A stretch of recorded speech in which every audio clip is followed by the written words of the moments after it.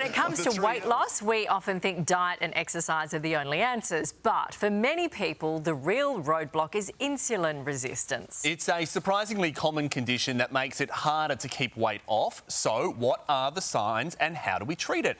Well, here to explain is Dr. Zach Turner. Good morning to you, Zach. Right, take us through it. What is insulin resistance? Well, let's go about what is insulin actually. So insulin we all have, and often people only think about insulin when they think about diabetics.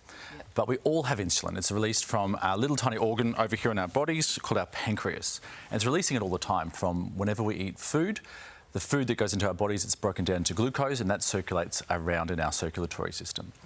Now, one of the big things that insulin does is it gets all that glucose into our cells so that we can produce energy. But if we get too much sugar all the time and we have sugar spikes, and this is when we talk about processed foods, this is when we talk about having those sugary snacks and things, or fruit juices and cereals and things like that that spike our sugar, well, our pancreas doesn't know how to respond properly, and so it keeps shooting higher and higher levels of insulin, which then causes all of our cells to get a little bit tired. They get a bit sick of this insulin always berating them. Okay. And so then there's sugar that gets in there and it starts to change over how our cells respond to that insulin. So is that the resistance? Is Yes. that insulin resistance? Exactly Well, right. then what do we do? Are we stuck? We're a little bit stuck, at least a little while, if you keep doing the same things. So one of the things that boosts insulin, which we don't really want, is cortisol. So one of the things that we start doing is we start eating poorly often because we're rushing at work, we're not sleeping very well. So poor sleep, poor diet, poor amounts of exercise all boost our insulin. The good thing, though, is to make our cells more receptive to insulin, you just have to kind of reverse it. So things that are going to help to reduce your cortisol levels are going to be really, really important. This is waking up at a set time, going to sleep at a set time, not having as much alcohol in the evenings, having crunchy raw vegetables, essentially. All the things that I think we kind of know anyway. But what are the signs that you might be insulin resistant? Lots of people get different types of signs, and there's a fair bit of overlap. But if you start to have those crashes after food, directly after food, and poor concentration, I'm sure most of us have these types of things in our bodies. And so difficulty losing weight, we get skin tags, and we can get darkened skin in different areas. We can even get bursts of hair in different spots. Some people will talk about on their chins and different things like that because it'll affect some other parts of our hormone balance.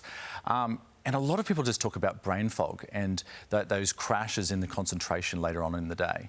Okay, so besides eating well, how do you treat insulin resistance? Well, I always say one of the best ways to do this is whenever you eat, try and still get up. If you're having a bigger meal, try and still do a little bit of a walk around in the afternoon or evening. So move your late dinner meals to a little bit earlier if you're someone that eats late. The other things I always talk about You're saying walking then after the meal? Yeah, going for a walk or just not having your dinner and going straight to bed. Yeah. Yes. So you're getting up, you're doing some things, you're still having some water, you're flushing your body out a little bit. The other thing I always say to my patients is if your grandma won't recognise the food or your granddad won't recognise the food, that is a processed product. Yes. Yeah, okay. So if you can eat things that they'll recommend and they'll recognise is really important. I generally say things like crunchy things that start with C. Carrots, celery, cucumber, capsicum, cauliflower, cabbage, corn, snow peas. Crunchies? No. Okay. Crunchy things, No. crunchy Oh, things, crunchy. crunchy things. No, Raw not fibre. crunchy. I'm keeping it on G level here, but crunchy things here. Yeah. And they're really, really important to keep your gut metabolism going. So those things are really important. And then vitamin D from the sunlight is surprisingly impactful on not only your pancreas, but also on your cells and improving your insulin sensitivity. Okay, just for that short amount of time each day. Dr. Zach Thanks, Zach. Turner, thank you very much. How helpful is that?